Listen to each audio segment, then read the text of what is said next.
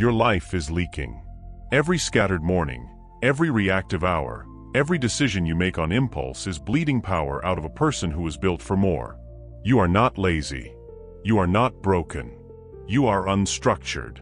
And an unstructured man is a man at the mercy of every notification, every mood, every weak moment that walks through the door. This book is not about motivation. Motivation is a tourist. This book is about architecture. The kind of daily structure that makes discipline automatic, makes weakness inconvenient, and makes the version of you that you keep promising yourself the only version that survives the day. Chapter 1. The Cost of a Broken Day. There is a moment, just before sunrise, when the day is still innocent. Nothing has been spent. Nothing has been wasted. The hours are still yours, untouched, lined up like soldiers waiting for orders. And then, somewhere between the alarm and the first sip of coffee, the orders never come. The soldiers disband. The day begins to quietly lose itself without ceremony, while the man who owns it stands in his kitchen, wondering why he already feels behind. Most people do not fail at life. They fail at 7 a.m. They fail again at 9 a.m. They fail one more time at 11 a.m. And by the time the sun sets, they have lost a war they never even realized they were fighting. The broken day is not loud. It does not announce itself. It is the silent killer of ambition, and it works on a schedule. The truth is, the modern man does not lose to enemies. He loses to mornings. He loses to the first 10 minutes after waking, when the phone is in his hand before his feet are on the floor. He loses to a stranger's opinion before he has formed his own. He loses to a notification before he has spoken his first word. By the time he stands up, he has already been edited by people he will never meet. Look at him. He scrolls before he stands. He eats before he thinks. He reacts before he chooses. He calls this normal. He calls this tired. He calls this stress. It is none of those things. He is not tired. He is unstructured. And structure is the only thing that separates the operator from the casualty. Most people react. You choose. That is the entire difference. Not talent. Not luck. Not circumstance. The man who chooses what his first hour looks like has already won something the reactive man will never touch. He has won the right to direct his own attention. And attention, in this century, is the rarest form of wealth. This is where most people stop. They read a sentence like that, they nod, they feel something move in their chest, and then they go back to the exact same morning that has been quietly defeating them for years. They mistake recognition for change. They believe that understanding the problem is the same as solving it. It is not. Understanding is the door. Walking through it is the work. A day without architecture is a day surrendered. Say that to yourself slowly. A day without architecture is a day surrendered. There is no neutral hour. There is no neutral decision.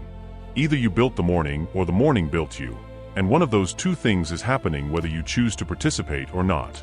Every great life is built on small, boring, repeated decisions made before the world wakes up. Not breakthroughs. Not bursts. Not big moments. Small, boring, repeated decisions, performed in low light, witnessed by no one, defended against every excuse the mind can invent. The man who masters those decisions becomes unreachable. The man who negotiates with them becomes average, which is the most expensive thing a man can become. The truth is, you already know what your broken day looks like. You know the order of your weaknesses. You know which app you reach for first. You know which thought you avoid. You know which hour you waste, and which hour you pretend you do not have. The question is no longer what is wrong. The question is whether you are willing to stop calling it tiredness and start calling it what it is. A choice. Made by you. Every morning. So picture him one more time. The man in the kitchen at dawn. Phone in hand. Day already slipping through his fingers before he has lived a single conscious minute of it. Now ask the only question that matters. What would he become if his mornings belonged to him? That answer is not theoretical. That answer is built. And it begins where most men quit. Chapter 2. The Myth of Motivation. The man in the kitchen is still standing there, phone in hand, day already bleeding out. And if you ask him why he has not built the morning he keeps promising himself, he will give you an answer so common it has become invisible. He will say he is waiting to feel ready. He is waiting for the spark. He is waiting for the surge in the chest that tells him today is the day. He has been waiting for years. He will wait for years more. Because the thing he is waiting for was never coming in the first place. Motivation is weather. It arrives. It leaves. It lies. It shows up on Sunday night when you are planning the week, and it disappears on Tuesday morning when the alarm actually rings. You cannot build a fortress on weather. You cannot build a body on weather. You cannot build a career, a marriage, a mind, or a life on a feeling that vanishes the moment the work gets uncomfortable. The truth is, every person you admire has learned to operate without it. The athlete trains in winter, in pain, in silence, when no crowd is watching and no feeling is rising. The writer writes when uninspired, when the page is hostile, when every sentence feels like dragging a heavy thing across a long floor. The soldier moves when afraid. The surgeon cuts when tired. The mother wakes when exhausted. None of them are waiting for the spark. They replace the spark with something heavier and more reliable. A system. A standard. A line they do not cross regardless of mood. Most people react. You choose. The reactive man checks his feelings before he checks his calendar. He asks his body for permission before he asks his purpose for direction. And his body, being a body, will almost always vote for comfort. That is its job. Your job is to overrule it, calmly, repeatedly, without drama, until the overruling itself becomes the new normal. This is where most people stop. They hear that motivation is unreliable, they agree, and then they go right back to waiting for it. They have built an entire identity around the feeling of being almost ready. Almost ready to start. Almost ready to change. Almost ready to become. Almost is the most expensive word in the language. Almost is where dreams go to age quietly into regret. Discipline is not the opposite of motivation. Discipline is what remains when motivation is gone. And what remains is what defines you. Read that again. What remains is what defines you. Not what you felt. Not what you planned. Not what you posted. What you did when the feeling left the room, which it always does, eventually. The truth is, you do not have a motivation problem. You have a structure problem dressed up as a motivation problem, because calling it motivation lets you off the hook. Motivation is something that happens to you. Structure is something you build. One absolves you. The other indicts you. That is why men prefer the first word, even though only the second word changes anything. So stop waiting for the spark. The spark is not coming. And even if it came, it would not stay long enough to matter. What stays is the order you imposed on your hours. What stays is the line you drew at 5 a.m. and refused to move. What stays is the quiet, unglamorous repetition of a man who decided, once, that his life would no longer be governed by his moods. You have stopped waiting for weather. You have stopped negotiating with feelings. Now it is time to build the first stone of the structure that will carry you when feelings fail. Chapter 3. Engineer the first hour. The first hour is not a part of the day. The first hour is the day. Everything that follows is downstream of those first 60 minutes, whether you respect them or not. The man who treats his morning as a warm-up has already misunderstood what is happening. He thinks the day starts at the office. The day started the moment his eyes opened. He just was not present for it. Picture two men. Same age. Same city. Same income. Same alarm. The first man wakes, reaches for his phone, absorbs the panic of strangers, the opinions of people he does not respect, the news of events he cannot control. Within 10 minutes he is anxious, distracted, and slightly resentful, and he has not yet stood up. He calls this checking in. It is not checking in. It is checking out. He has handed the steering wheel of his nervous system to 1,000 voices before he has heard his own. The second man wakes, sits up, drinks water, moves his body, breathes deliberately, writes 3 lines about what the day requires of him, and walks into the morning as its author. He has not done anything dramatic. He has done something more important. He has cast the first vote of the day, and that vote was for himself. The truth is, the first hour is a contract. You sign it every morning, with yourself, in private. No one sees it. No one rewards it. No one applauds it. That is the point. A contract witnessed only by you is the truest test of the man you actually are. The man you are in public is a performance. The man you are at 5:30 a.m. is the original. Most people react. You choose. The reactive man lets the world set the tone. The chosen man sets the tone before the world wakes up. He does not need a perfect morning. He needs a non-negotiable one. The same sequence in the same order, performed regardless of how he feels, regardless of who slept in his bed, regardless of what waits in his inbox.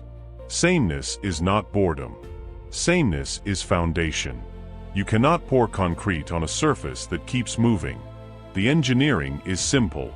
Decide what the first hour is for. Light, water, movement, silence, a page of reading, a page of writing, a clear thought about the one thing today must produce. Then defend that order from anything that tries to interrupt it. The phone is the first invader. Keep it out. Other people's needs are the second invader. They can wait 60 minutes. They have waited longer for less worthy men. This is where most people stop. They design a beautiful morning routine on a Sunday evening and abandon it by Wednesday. Not because the routine was wrong, but because they treated it as a preference instead of a perimeter. A preference bends. A perimeter holds. You are not building a preference. You are building a perimeter around the only hour of the day that is reliably yours. The truth is, if you cannot govern the first hour, you cannot govern anything that follows. Every meeting, every meal, every conversation downstream of a broken morning is being conducted by a slightly weaker version of you, and you will not even notice the discount you are giving the world on your own presence. So engineer it. Write it down. Run it like a sequence, not a wish. And when you fail, which you will, return to it the next morning without negotiation. The first hour is the first stone. Lay it well, and the rest of the temple has no choice but to rise. Chapter 4. The Architecture of Habit Stacking. A single habit is a candle in the wind. It flickers. It struggles. It depends on memory, mood, and the cooperation of 1,000 small variables that almost never cooperate at the same time. This is why most habits die quietly within 3 weeks. Not because the man was weak. Because the habit was alone. A stack of habits is something else entirely. A stack is a structure. One behavior triggers the next. The next triggers the one after that. Willpower is no longer the engine. Sequence is the engine. And sequence does not get tired. Look at the body. It already obeys this law without your permission. You wake, you walk to the bathroom, you brush your teeth, you wash your face. You did not decide any of this today. The trigger fired the chain. The chain ran itself. Now ask the harder question. Why is brushing your teeth automatic, but training, reading, writing, and planning are not? The answer is not discipline. The answer is design. You stacked one. You left the others orphaned. The truth is, habits do not survive in isolation. They survive in chains. After I drink water, I stretch. After I stretch, I write 3 lines. After I write 3 lines, I read 1 page. After I read 1 page, I plan the first task of the day. None of these actions are heroic. Together, they are a private machine that runs before the world has loaded its first opinion into your head. Most people react. You choose. The reactive man tries to remember his habits. He sets reminders. He writes lists. He bargains with himself at every step. The chosen man does not remember. He follows the order. The order does the work that memory cannot. The order does the work that motivation will not. This is where most people stop. They try to install 5 new habits at once in parallel, with no anchor and no sequence, and they call it a fresh start. 2 weeks later, the fresh start is a graveyard. Not because the habits were wrong, but because they were never linked to anything that already existed in the day. A new habit without an anchor is a boat without a rope. The tide will take it. The tide always takes it. Anchor first. Stack second. Find the things you already do without thinking, and attach the new behavior to the tail of the old one. Coffee becomes the trigger for reading. The shower becomes the trigger for planning. Closing the laptop becomes the trigger for training. You are not adding effort. You are adding sequence. Effort fails. Sequence holds. The truth is, the man who has stacked his mornings has quietly removed dozens of decisions from his day before most people have opened their eyes. Every removed decision is energy saved. Every saved unit of energy is available for the work that actually matters. This is why disciplined men seem calm.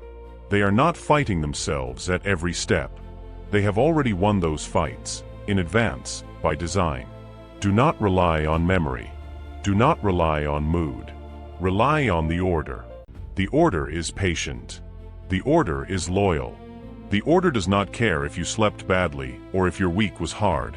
The order simply runs, and you run with it, and at the end of a year you look up and realize you have become someone the old you would not recognize.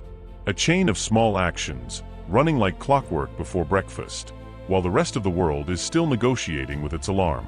That is the picture. That is the architecture. Now it is time to defend the hours that follow with the same seriousness. Chapter 5.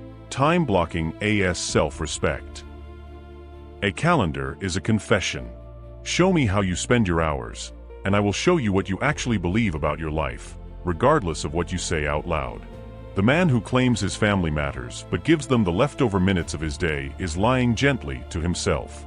The man who claims his work matters but fills his hours with shallow noise is lying too. The calendar does not lie. The calendar is the receipt. Time blocking is not a productivity trick. It is a declaration. It says, this hour belongs to this purpose, and nothing else gets to walk through that door. Not a notification. Not a quick favor. Not a meeting that should have been a message. Not a thought that should have waited until evening. The block is sacred, because the hour inside it is sacred, because the life made of those hours is the only life you actually get. Look at the man with no blocks. His calendar is a public square. Anyone can put anything on it. His boss takes a slice. His colleagues take a slice. His phone takes a slice. His mood takes a slice. By the end of the week, every hour has been spent on someone else's priorities, and he wonders quietly why nothing of his own ever gets built. He is not busy. He is borrowed. He has handed his hours to anyone who asked, and then resents the people who took what he offered. The truth is, if you do not assign your hours will be assigned to you. And the people assigning them are not building your life. They are building theirs. This is not cruelty. This is gravity. Time flows toward whoever respects it most, and whoever respects it least pays the bill. Most people react. You choose. The reactive man opens his inbox and lets it dictate his morning. The chosen man opens his calendar and lets it dictate his inbox. One is a passenger. The other is the driver. There is no third option, no matter how busy the passenger looks while being driven somewhere he never chose to go. This is where most people stop. They block their calendar for a week, they feel the difference, and then they let it collapse under the first pressure that pushes back. Someone asks for a meeting during a writing block, and they move the writing. Someone asks for a favor during a training block, and they cancel the training. Within a month, the blocks are decorative. The calendar is a public square again, and they wonder why nothing changed. A block that bends is not a block. It is a suggestion, and suggestions do not build lives. Treat the block like a closed door. Behind that door is the work that no one will do for you. The book you said you would write. The body you said you would build. The skill you said you would learn. The relationships you said you would invest in. The door is closed for 1 hour because that 1 hour is the only honest evidence that you meant any of it. The truth is, time blocking is self-respect made visible. It is how a serious man tells the world, without raising his voice, that his hours are not for sale at the price most people are paying. He is not rude. He is not unavailable. He is simply structured. And structure, performed consistently, looks like power from the outside and feels like peace from the inside. So draw the blocks. Defend them like a perimeter. And when someone tries to move them, ask yourself one question. Is this person building my life, or theirs? The answer will almost always set the schedule. Chapter 6. Deep Work and the Discipline of Silence. There is a kind of work that looks like work and produces nothing. There is another kind of work that looks like stillness and produces everything that matters. Most men spend their lives confusing the two, and then wonder why their effort never compounds into anything they can point to. Shallow work is the great illusion of the modern professional. The endless email, the half meeting, the notification answered in 3 seconds, the tab opened, glanced at, and closed. He moves all day. He is exhausted by 6 p.m. And if you ask him what he actually built, he cannot answer, because nothing was built. Motion was performed. Output was not. Deep work is the opposite. Deep work is uncomfortable. Deep work is slow at the beginning, hostile in the middle, and quietly satisfying at the end. Deep work demands a closed door, a single task, and a mind that has been forced to stay in one room with one problem until the problem gives up first. This is rare now. This is rare because silence is rare, and silence is the rent that deep work charges. The truth is, your ability to concentrate has been under attack for so long that you may not even remember what real focus feels like. The phone has trained you to flinch every few minutes. The feed has trained you to expect a new feeling every few seconds. The inbox has trained you to live in reaction. None of this is your fault. All of this is your responsibility, because no one is coming to untrain you. You have to do it yourself, in private, against resistance, every single day. Watch the modern professional. 12 tabs open. 3 conversations running. A phone face up on the desk, glowing every 2 minutes. He calls this multitasking. It is not multitasking. It is multi-distraction, performed at high speed, dressed in the costume of competence. At the end of 8 hours, no real thinking has occurred. He was busy. He was not present. And presence is the only currency that real work accepts. Most people react. You choose. The reactive worker answers every ping as if it were urgent. The chosen worker decides, in advance, what is urgent, and lets the rest wait. He is not ignoring the world. He is ranking it. Ranking is the highest form of attention, and most people have never done it once in their lives. This is where most people stop. They agree that deep work matters. They read a book about it, they buy the noise-canceling headphones, and then they sit down to work and immediately reach for the phone within 90 seconds.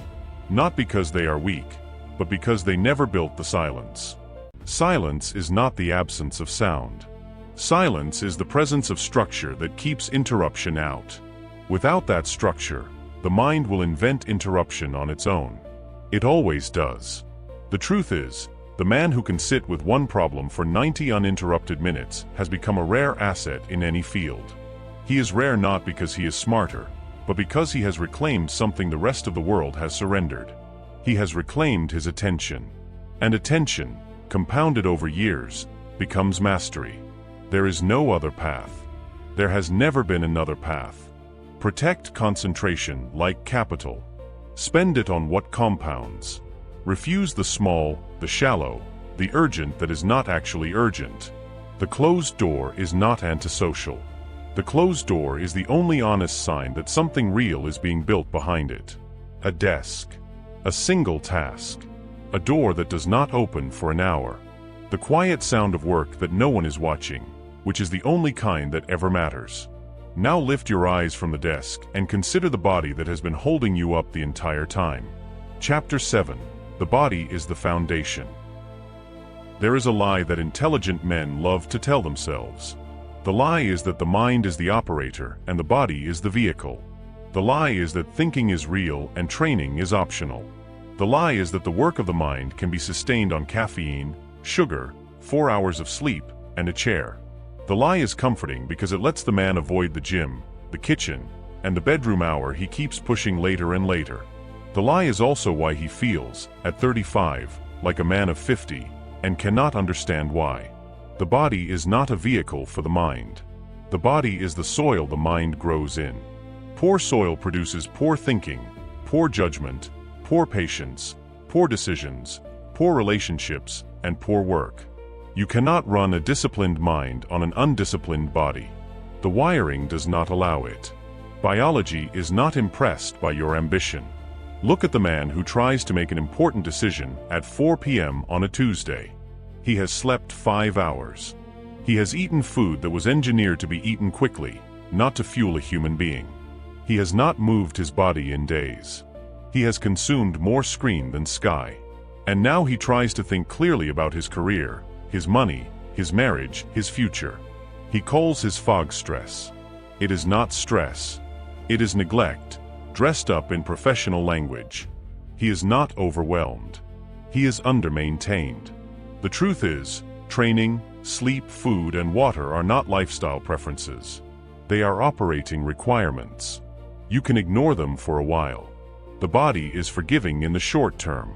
It is merciless in the long term. Skip them, and the system fails quietly at first, then loudly, and by the time it is loud, the cost of repair is far higher than the cost of maintenance would have been. Most people react. You choose. The reactive man eats what is in front of him, sleeps when his body collapses, trains when he feels like it, and drinks water only when thirst becomes inconvenient. The chosen man decides, in advance, what enters the body and when. He treats the body the way a serious operator treats a tool he depends on for his life. He cleans it. He sharpens it. He rests it. He uses it. He does not abuse it and call the abuse ambition. This is where most people stop. They know they should train. They know they should sleep. They know they should eat with intention. They have known these things for years. Knowing is not the work. Doing is the work. And doing the same boring, unglamorous physical maintenance on a Tuesday in February, when no one is watching and no result is visible, is what separates the man who ages well from the man who decays on schedule. The truth is, your body keeps a perfect record. Every skipped session is on the ledger. Every bad meal is on the ledger. Every late night you did not need is on the ledger. The ledger does not care about your intentions. The ledger only records what happened. And one day the ledger presents the bill, and the bill is paid in energy, in clarity, in years, in presence with the people you love. Train hard enough to be hard to break. Sleep long enough to think clearly. Eat clean enough to feel the difference. Drink water like a man who understands what he is made of.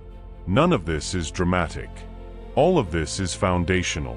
And foundation, by definition, is the part no one sees and everything depends on. A man finishing a hard workout in early light. No applause. No witnesses.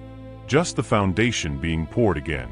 Now the day has been built, the work has been done, the body has been served. There is one act left that most men avoid, and it is the act that decides whether any of it sticks. Chapter 8. The Evening Audit. The day does not end when the work stops. The day does not end when the lights go out. The day ends when you sit down, alone in silence, and look at it honestly.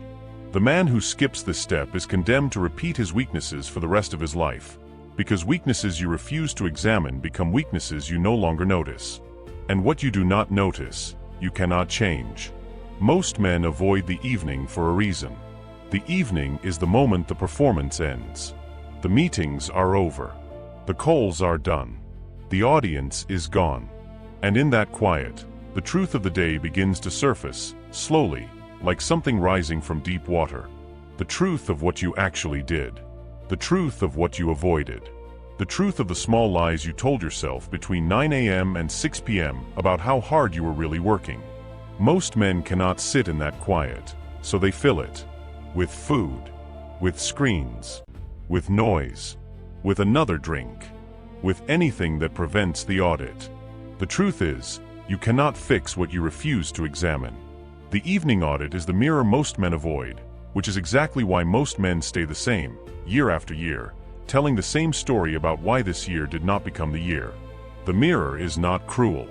The mirror is just accurate. And accuracy, for a man who has been lying gently to himself, feels like cruelty at first. The audit is short. 5 minutes. Maybe 10. 4 questions, asked honestly, written down. What did I do well today? What did I avoid? Where did I lie to myself? What does tomorrow demand of me? That is it. No performance. No journaling for an audience. No clever phrasing. Just the truth, set down in plain language, witnessed by no one but you. Most people react. You choose. The reactive man ends his day by numbing it. The chosen man ends his day by understanding it. One wakes up to the same week he has been living for years. The other wakes up slightly clearer, slightly more honest, slightly more dangerous to his own bad habits. Compound that small advantage across a year, and the two men are no longer recognizable as the same species. This is where most people stop. They try the audit for 3 nights. They write 3 pages of uncomfortable truth. And then they quietly stop, because the audit was working, and what was working was beginning to demand change. The audit always demands change. That is its job. If your audit is comfortable, you are not auditing. You are journaling. There is a difference. The truth is, the man who looks at his day with clear eyes every evening becomes very hard to surprise. He knows where he is leaking. He knows where he is strong.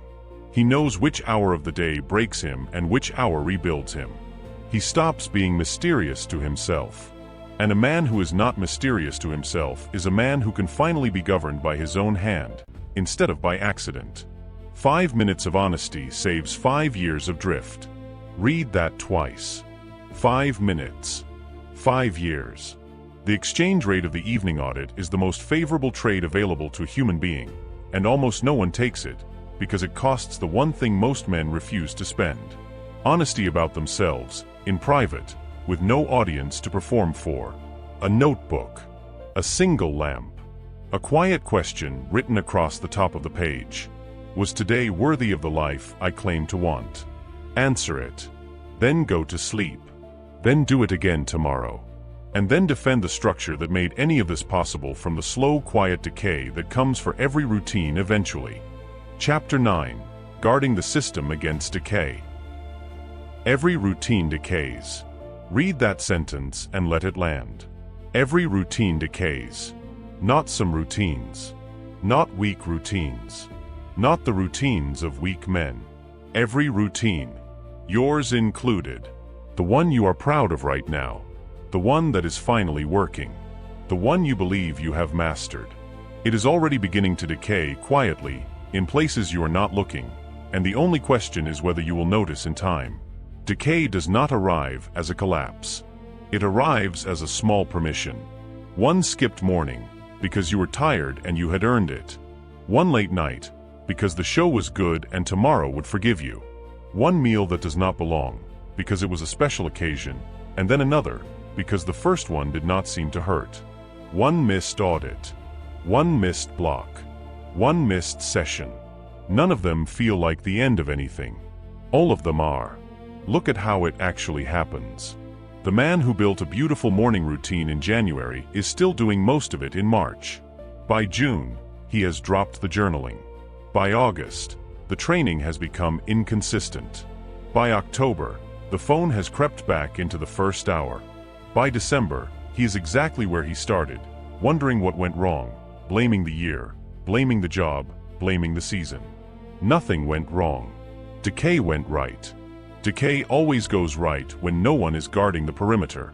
The truth is, the routine that built you will not maintain itself out of gratitude. It does not owe you loyalty. It is a structure. Structures need maintenance. The moment you stop maintaining it, it begins to return to the natural state of all human systems, which is chaos. Chaos is not an event.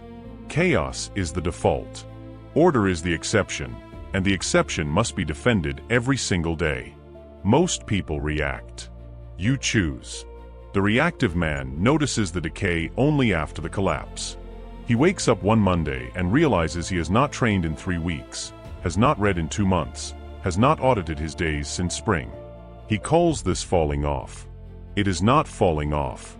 It is the predictable result of unguarded structure. The chosen man notices the decay at the first crack.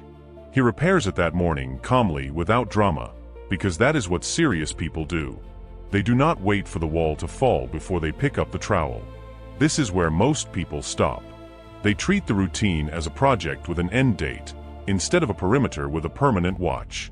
They believe that one day the discipline will become automatic, and the guarding will no longer be necessary. That day does not come. Not for anyone. Not for the monk. Not for the athlete. Not for the master of any craft. The guarding is the craft. The guarding is the entire job.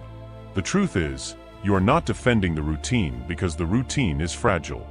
You are defending the routine because what you become without it is fragile. The structure is not the prize. The man the structure produces is the prize. Lose the structure, and you lose the man slowly, in increments small enough to deny until it is too late to deny them. So expect the decay. Plan for it. When the small permission appears, name it out loud. When the missed morning happens, return the next morning without negotiation and without ceremony. No guilt. No spiral. No long speech to yourself about what kind of man you are. Just the next correct action, performed on time. That is the entire discipline. That is the entire defense. A man rebuilding a single broken habit on a Monday morning calmly, without drama, because that is what serious people do. He has stopped being surprised by his own weakness. He has started expecting it, planning for it, and absorbing it into a system that is larger than any single failure. And that, at last, is what unstoppable actually looks like. Chapter 10: The Unstoppable Self. An unstoppable man is not a man without weakness. Strike that image from your mind. The myth of the flawless operator, who never doubts, never tires, never falters, is a story sold to people who want to feel inspired without doing the work. It has nothing to do with reality. The men who actually move through the world like they cannot be moved are not stronger than you in some mystical sense. They are simply better structured. Their system absorbs their weakness and keeps moving. The structure carries them on the days they cannot carry themselves. That is the entire secret. That is the whole book. Look at what the unstoppable life actually looks like up close.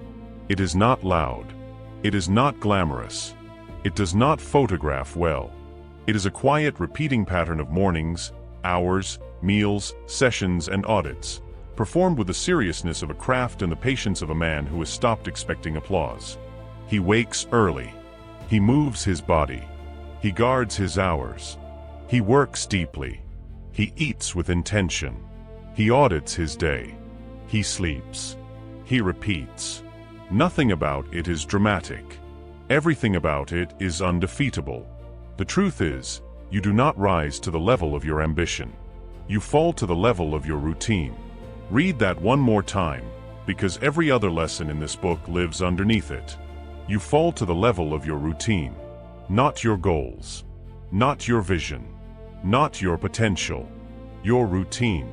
The actual sequence of actions you perform on an ordinary Tuesday when no one is watching and nothing is at stake. That is the floor. And the floor is the ceiling, eventually, for every man who refuses to raise it. Most people react. You choose. The reactive man spends his life waiting. Waiting to feel ready. Waiting for the right week. Waiting for the conditions to align. The chosen man stopped waiting somewhere along the way and started building, in low light, without permission, against resistance, one small boring repeated decision at a time. He did not transform. He did not awaken. He simply structured, defended, audited, and repeated, until the man he used to be became unrecognizable to the man he had quietly become. This is where most people stop. They reach the end of a book like this one. They feel something solid in the chest. They close the cover, and then they go back to the exact same morning that has been quietly defeating them for years. They mistake the feeling of understanding for the act of building. Do not be that man. The feeling will be gone by tomorrow. The structure, if you build it, will still be there in 10 years, doing its quiet work, producing a life you did not think yourself capable of. The truth is, everything in this book has been pointing at one idea. Architecture beats impulse. Every time. In every season. In every field. In every life. The man who builds the architecture wins, not because he is special, but because he stopped negotiating with the parts of himself that were never going to vote for the future. He overruled them. Calmly. Repeatedly. Without drama. Until the overruling itself became who he was. So here is what remains. The first hour, engineered. The habits, stacked. The hours, blocked. The work, deep. The body, maintained. The day, audited. The structure, guarded. The decay, expected and absorbed. None of these are dramatic. All of these, performed daily, produce a man who walks into difficult days already certain of the outcome, because the outcome was decided long before the day began. A calm man walking into a difficult day, not because he is fearless, but because the day has already been decided by the system he built long before it began. That is the picture. That is the promise. That is what was waiting on the other side of the broken morning you started this book inside of. Now close the book. Set the alarm.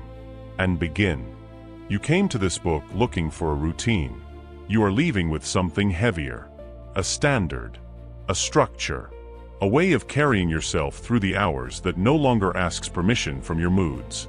You now know that motivation is a tourist, that the first hour is the foundation, that habits must be stacked, that time must be blocked, that deep work demands silence, that the body is not optional, that the evening audit is the mirror most people refuse to look into, and that every system decays the moment you stop defending it. You know that an unstoppable life is not loud. It is built quietly, in repetition, by people who chose architecture over impulse. So here is the challenge. Tomorrow morning, do not wait for the right mood. Do not wait for the right week. Set the alarm. Walk past the phone. Execute the first hour exactly as designed. Then do it again. And again. Until the man you keep promising yourself is no longer a promise, but a routine.